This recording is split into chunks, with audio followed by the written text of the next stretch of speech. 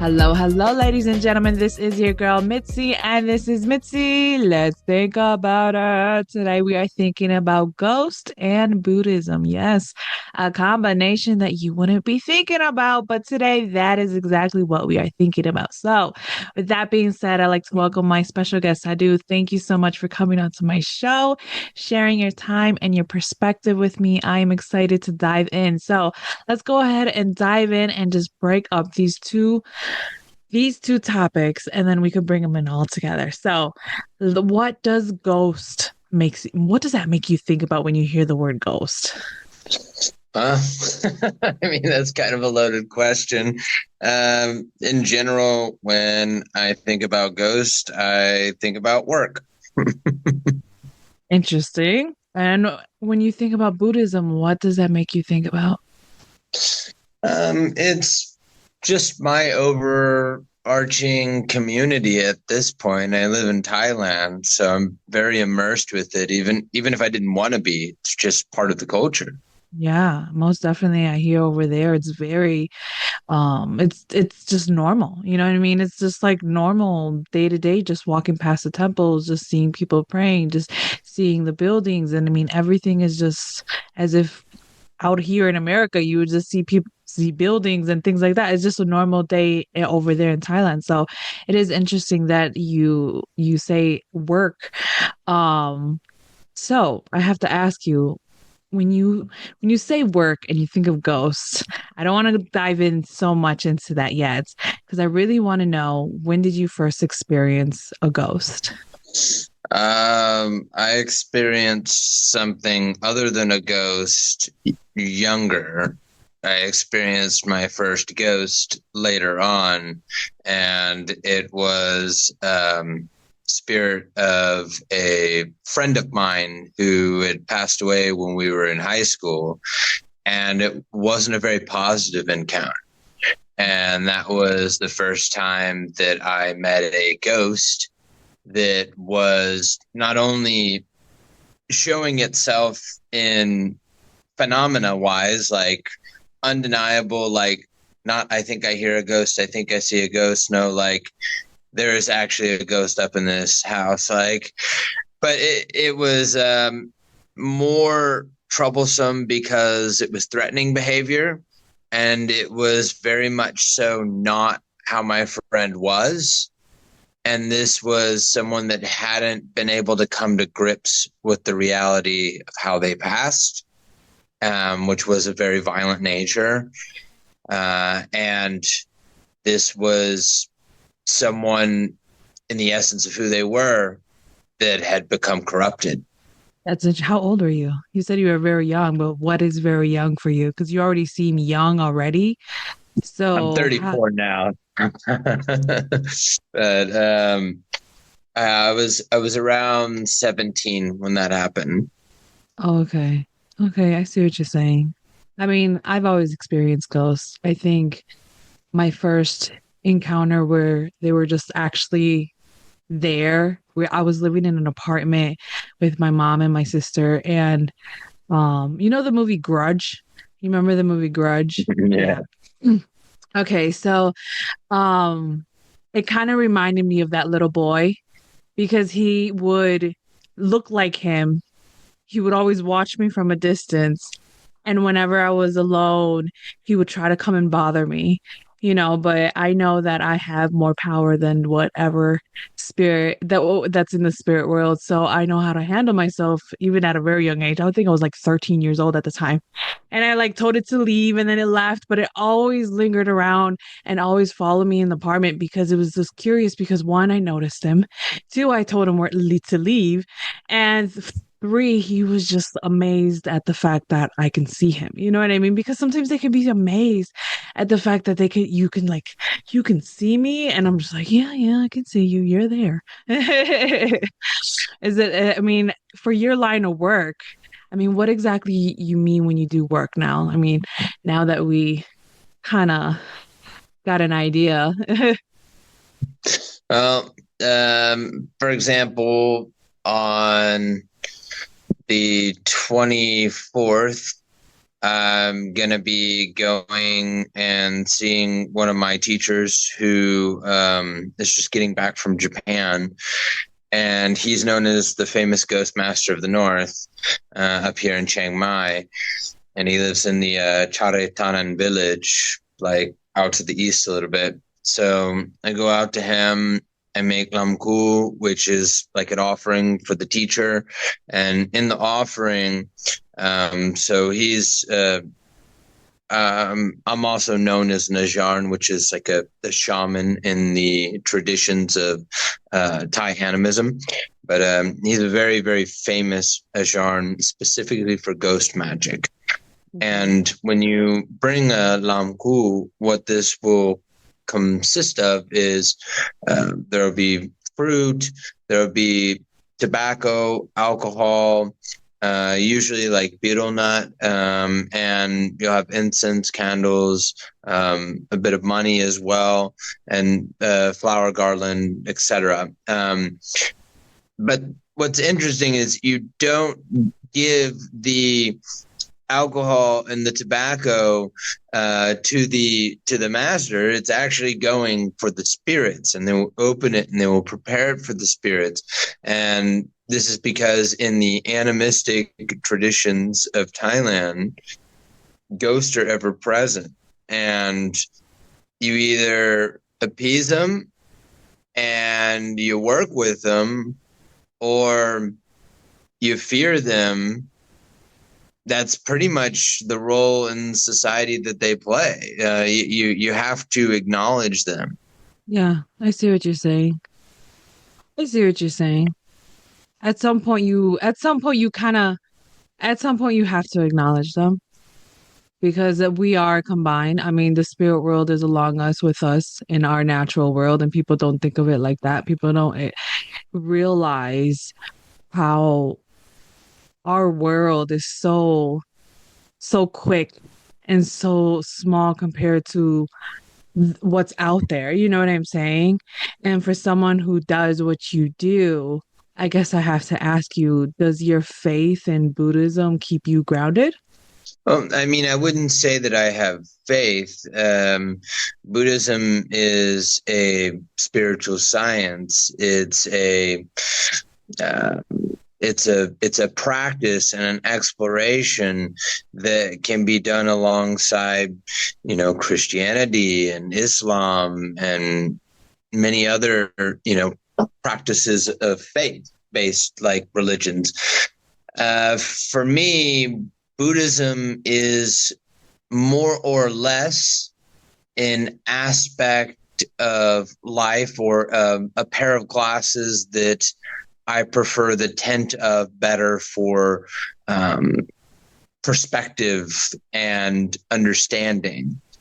And then once I can view it through that lens, I can kind of switch over to another pair and be like, okay, how does this compare? Like, is it stronger? Is it worse? You know what I mean? Like doctor showing you different eye prescriptions, right? Yeah. It's a helpful lens of looking. Yeah. I see what you're saying. It keeps you able to keep going in each position that you have to play in, or whatever what comes in front of you, it sounds like. Is that right? Yeah, pretty much. I'd say that's an accurate way. Okay, okay, cool, cool. Just making sure that I'm in understanding mode. You know what I mean? I'm not completely lost or far out there. So I have to ask you, what is the most like intense or scariest moment that you had with a ghost? Mm, there's been a lot of those. I mean, for me, those moments would have been more with something other than a ghost. Because this field is so complex. I mean, we got to look at the environment as being much wider than we perceive, just with our standard senses. I mean, when you look at the amount of rods and cones in our eyes, just because this is how we see the world doesn't mean on the infrared spectrum that is clearly defined as all there is. And there are quasi-physical beings with malevolent intent that are not quite from this dimension specifically. So sometimes you deal with predatory entities, and that is where I've had the worst experiences. And I do casework, as I call it, which is where I go and I help people. So I do exorcisms, I do house calls, I do blessings and things like that. Some of the notable, highlights have been being levitated in front of multiple witnesses and slammed into a wall. That's happened.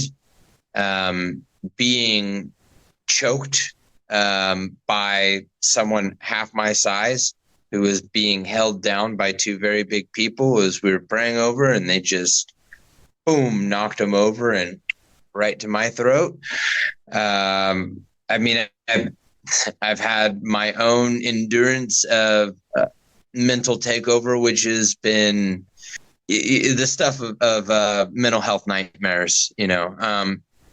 I don't even know where to begin. I don't think we have enough time to go into that. But my worst experiences, they all kind of blur together as one big nightmare. Yeah, so I'm really curious with the one with you said where it takes over. That is absolutely terrifying. And I mean, how did you feel? I mean, what was going on? Did you feel trapped? I mean, like what was really going on in your mind when you were going through that? So you have to understand that whenever we're talking about a takeover, that there's two different aspects of how that can happen, and one is through contact exposure. Think of like how radiation affects people, because Okay. these things that we're talking about, these very malevolent entities, the whole point of when they induce a haunting and they stage towards things like possession is they're trying to create through fear and intimidation an environment that Correct. is more suitable for them. So they're Correct. trying to bring you down to their level.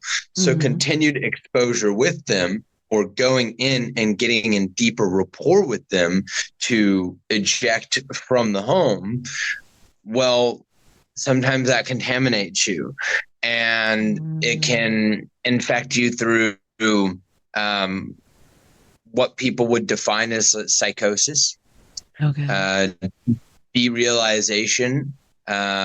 You can have suicidal like ideations, and Yeah. um, yeah, the hallucinatory factor is nightmarish, Yeah. and it can be quick and sudden onset. So Yeah. there is aspects of that, and then there is the other one, which is when you get in too deep of a connection, and you get like a neurological kind of like, I call it glove testing. So the same Mm-hmm. way that it is inducing possession with another person, you might not necessarily be the end goal. It already has a target selected, but it sees this as a means to an end. So it's like, okay, well, let's just take this out real quick. And just the same way when you put your hand in a glove and you're, stretching it, working it out, getting it situated, it can do that with, the uh, the nervous system of your body. It can make all kinds of funny things happen in your body and in your mind, and it's really hard to make it make sense No, in it a makes sense. streamlined way. Yeah. I But understand. No, no, no. I understand because I'm the type of person that when someone's talking, I can visualize, you know what I mean? I can visualize everything. I can visualize what you're saying. So yes, I see exactly what you're saying, and it makes sense. It makes perfect sense. And it does sound intense and scary. Um yeah. Oof. Yes. Yes, that sounds intense. So how do you get yourself grounded? You know what I mean? How do you get yourself back to you? You know what I mean? Back to Sadhu, and after you help people, after you go through these experiences, how do you get back to your center? well, the most critical aspect of that is what we call sadhana. And sometimes I have to do purging as well.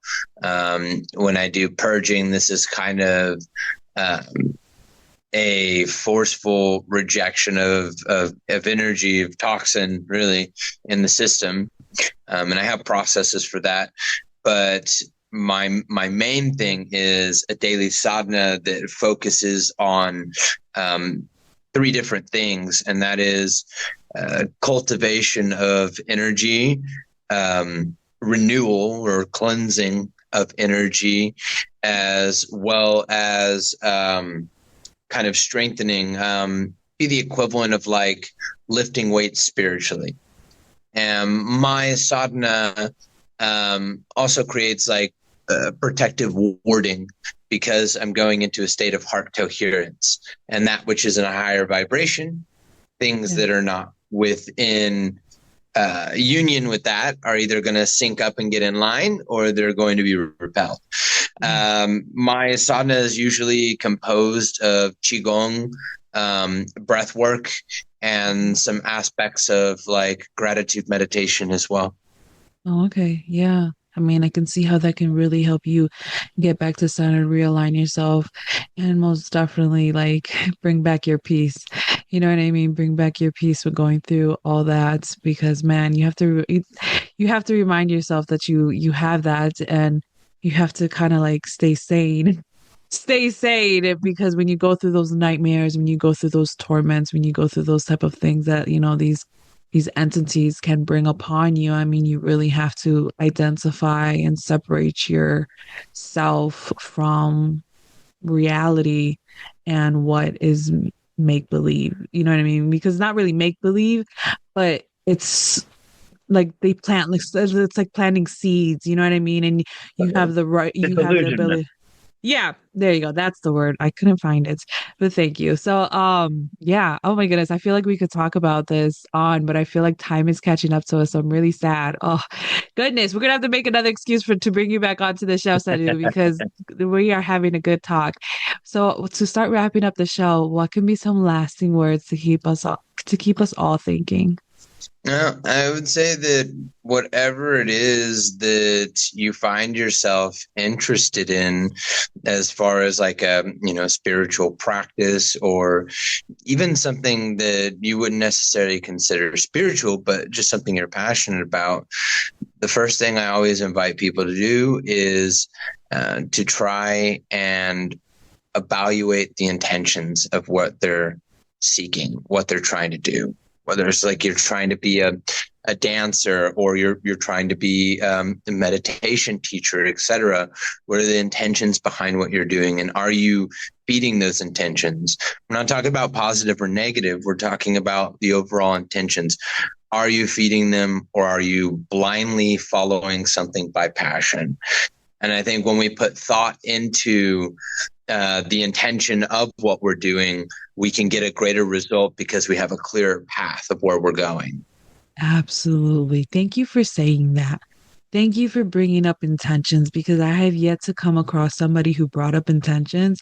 And I think that is something that I'm always constantly rechecking when it comes to my heart, to determining where my intentions are when it comes to anything that I put forward in front of me, because that is so important, because your intentions will tell you your motive. Your intentions will tell you if it's actually going to be working for you or not, because selfish intentions will never get you what you want. It may get you a temporary, but it's never going to last. So it's like you always got to check your intentions. So, oh my goodness, I do. Yes. Oh my goodness. Okay, ladies and gentlemen. Oh, see, great conversations, great ways for you to keep on thinking. If you guys are interested in know more about Sadhu and all that he has to offer the world, and all the other great conversations that he has with on other podcasts, because this man is busy. Please check him out. I have his photo with access to his website so that you can continue on thinking. So with that being said, bye.